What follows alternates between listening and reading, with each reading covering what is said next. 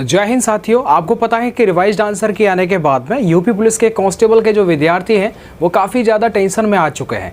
मतलब एक तो टेंशन इस बात की है कि रिवाइज्ड आंसर की जब वो आई तो उसके बाद में जो कैंसल का प्रॉब्लम आया, साथ में बोथ का भी जो प्रॉब्लम आया, उसके लेने के बाद में अब आपके मन में एक ज़्यादातर सवाल ये है कि सर ये बता दीजिएगा कि अब जो है वो रिज़ल्ट जब आएगा तो उससे पहले क्या ये जो क्वेश्चंस कैंसिल हुए हैं एंड उनका जो नंबर आपको नहीं मिल रहा है, क्या उसका प्रभाव आपके आने वाले जो कट ऑफ है उसको लेकर के क्या उस पर भी प्रभाव पड़ेगा?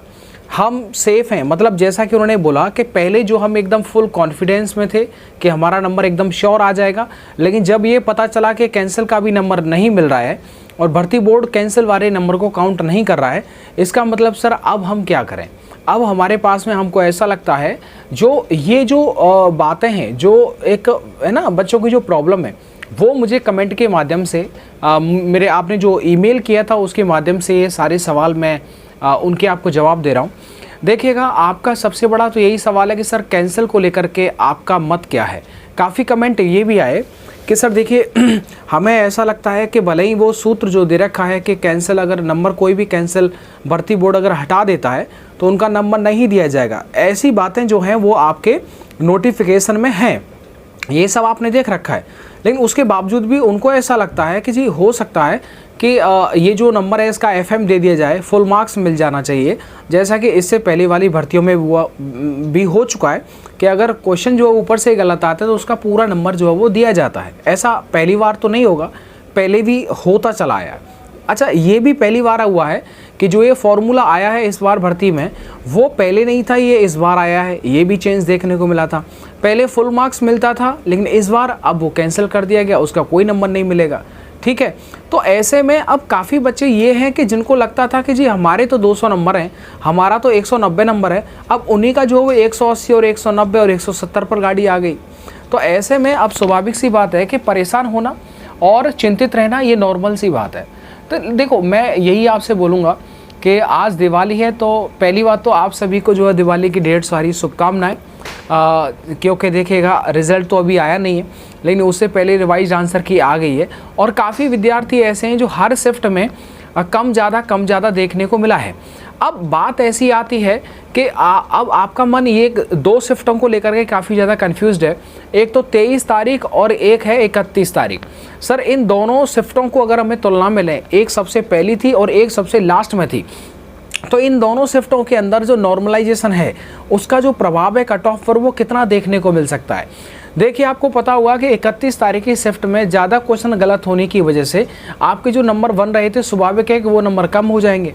अच्छा, इधर आपका 23 तारीख को जो पेपर हुआ है, फर्स्ट हो या सेकेंड हो, ऑलमोस्ट दोनों ही शिफ्ट लगभग बराबर ही थी। तो ऐसे में स्वाभाविक सी बात है कि उनको जो नॉर्मलाइजेशन है, उनके क्वेश्चंस जो कैंसिल हुए हैं वो भी कम है, मतलब शायद ही 1 या 2 होगा और वो भी कम है। तो ऐसे में उनके जो नंबर हैं, जो एक्चुअल नंबर बन रहे थे, स्वाभाविक है कि वही रहे होंगे, ज़्यादा उनमें वेरिएशन देखने को नहीं मिलेगा। जितना वेरिएशन 31 की शिफ्ट में आएगा उतना वेरिएशन 23 की शिफ्ट में नहीं देखने को मिलेगा, ये जग जाहिर है। तो ऐसे में नॉर्मलाइजेशन का फ़ायदा जो होता है वो किसी भी शिफ्ट को इक्वल करने के लिए यूज़ होता है।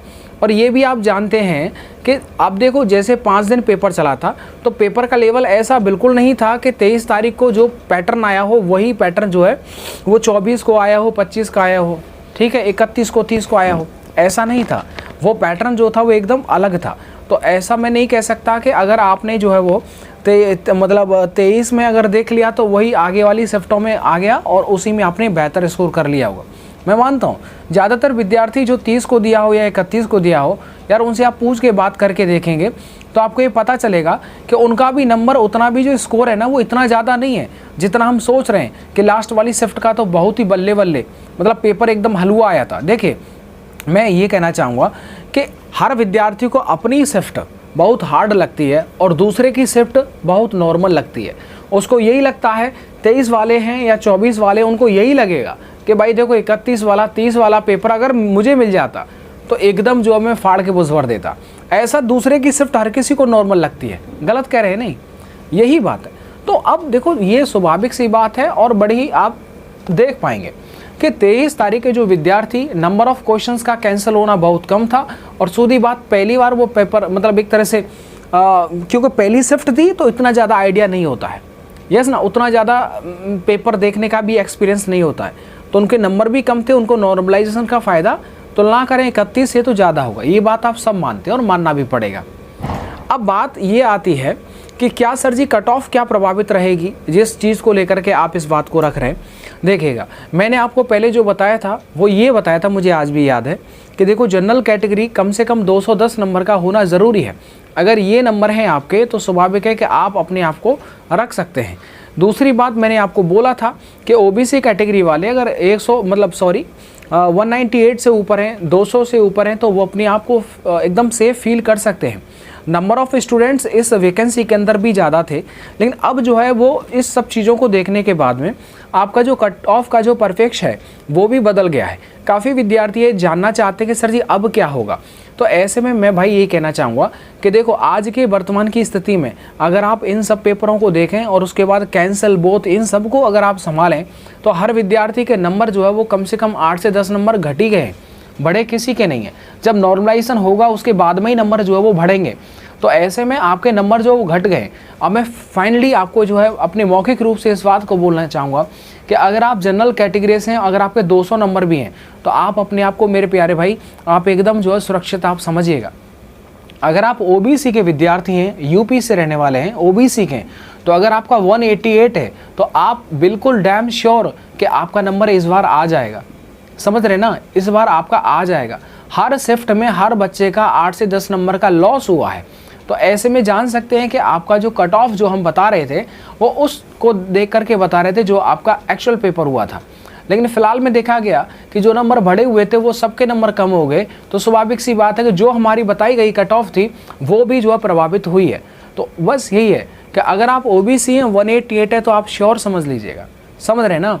अगर आप देखिएगा, अगर आप एससी है, देखो ओबीसी ईडब्ल्यूएस सामान्यतः बहुत बड़ा अंतर नहीं आता है, समझ रहे ना, 1-2 नंबर का ही वेरिएशन आपको देखने को मिलता है। ये बात आप पहली वाली भर्तियों में देख लीजिएगा, इन भर्तियों में भी देख लीजिएगा। देखिएगा ये जो नंबर जो कैंसिल किए गए थे रेडियो ऑपरेटर में भी हुए थे, ऐसा नहीं था जो क्वेश्चन गलत आए थे उनको रेडियो ऑपरेटर में भी इसी फॉर्मूला के तहत उनको जो हटा दिया गया था। ये बात आप मानते कि नहीं मानते? वैसा ही इस भर्ती में भी ये तो क्लियर सी बात है, देखने को मिलेगा।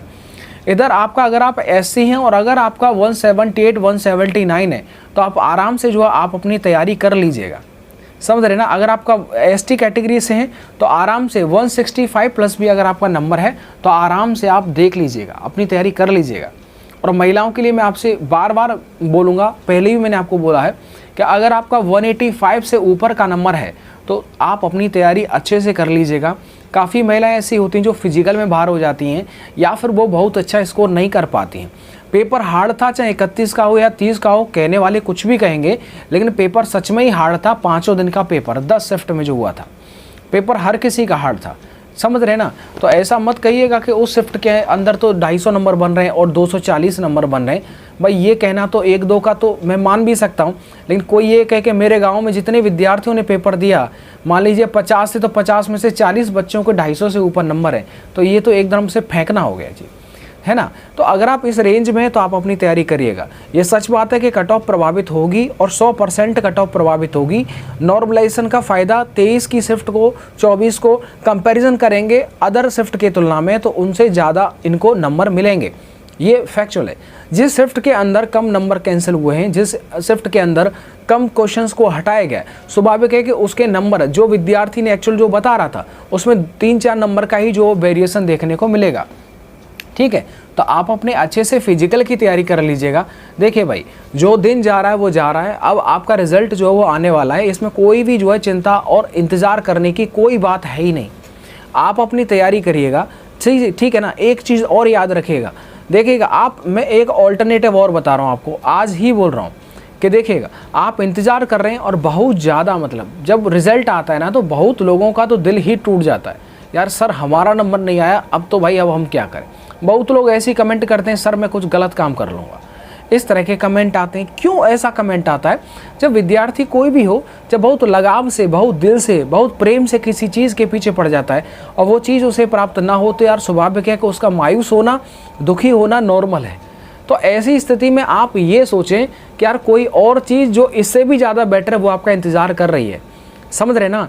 मेरा दोस्त जो था वो जेल वार्डर के पेपर में फेल हो गया था। फेल का मतलब ये हुआ कि उसका जो था वो रिजल्ट में नाम ही नहीं आ पाया था, तो फेल ही हो गया, रिजल्ट में नाम नहीं आया था। मतलब जेल वार्डर का जो पेपर था वो क्वालिफाई नहीं कर पाया था।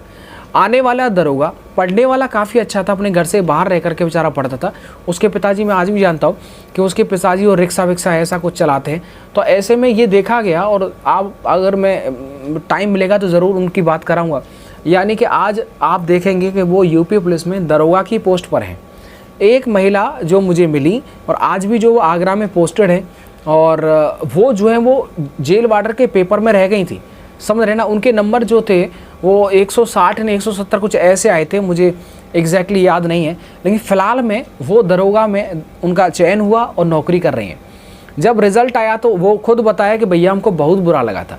मेरी उनसे मुलाकात ट्रेन के दौरान जब मैं आगरा से ड्यूटी पर आ रहा था, और वो जो है मैं ड्यूटी पर आ रहा था और वो आगरा से छुट्टी लेकर के अपने घर आ रही थी। तो रास्ते में हुई, ट्रेन में हुई, और उन्होंने जब बातचीत किया, बताया, तो ये फील हुआ कि बानी भैया हमने 2 दिन तो खाना नहीं खाया था, ऐसा लगा था कि हमारे हाथ से क्या निकल गया। अब जो आपके हाथ में था वो पेपर देना था, आपने पेपर दिया, अच्छे से दिया। अब उसमें नंबर अगर नहीं आया, अब स्वाभाविक सी बात है कि गिने चुने 1 लाख 1.5 लाख बच्चों का ही नंबर आएगा, बाकी सबका नहीं आएगा। ये बात आप मानते हैं, इनडायरेक्ट हो या डायरेक्ट हो। तो ऐसी स्थिति के लिए भी हमको तैयार रहना चाहिए, ठीक है। तो ये स्थिति अगर आप आज तैयार रहेंगे तो अगली स्थिति के लिए आपको रोना नहीं आएगा, ठीक है ना। आगे कांस्टेबल की भी भर्ती आएगी, दरोगा जी की भी भर्ती आएगी, तो ये सारी भर्तियां आपको देखने को मिलेंगी। फिलहाल में मैं कहूँगा कि आप बस, अगर आप इस रेंज में हैं तो आप तैयारी करें, अच्छा आपका नंबर आ जाएगा, ठीक है। और अगर आपके मन में कोई भी सवाल हो, कोई भी दुविधा हो, तो ज़रूर आप पूछ लीजिएगा, ठीक है। धन्यवाद।